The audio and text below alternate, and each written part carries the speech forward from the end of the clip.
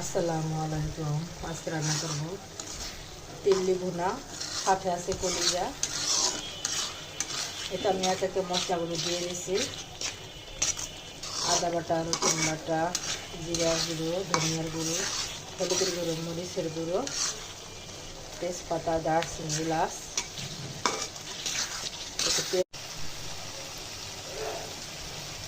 এটা আমার পেঁয়াজটা কষানো হয়ে গেছে। সব মশলা দিয়ে দিচ্ছি একসঙ্গে। যত কষাবেন তত ফ্লেভারটা ভালো আসবে। এটা এখন আমি তিল্লিগুলো দিয়ে দিব। তিল্লি কলিজা একসঙ্গে সিদ্ধ করে নিয়েছি।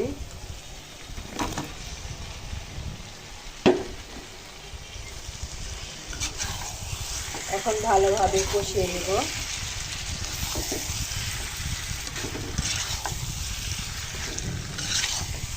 এখন ঢাইটা দিব।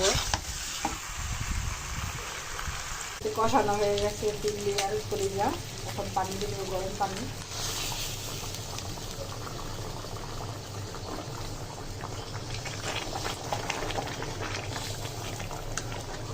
আর একটু পানি দিব।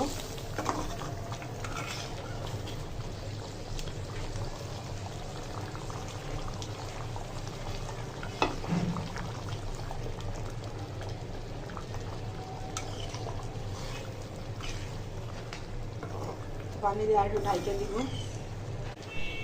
এই তো আমার তিল্লি ভুনা, কলিজা ভুনা হয়ে গেছে, একসঙ্গে দিয়েছি। ভালো লাগলে লাইক, কমেন্ট, সাবস্ক্রাইব করবেন। এইভাবে রান্না করে খেয়ে দেখবেন কেমন লাগে। সবাই ভালো থাকবেন, সুস্থ থাকবেন। আল্লাহ হাফেজ।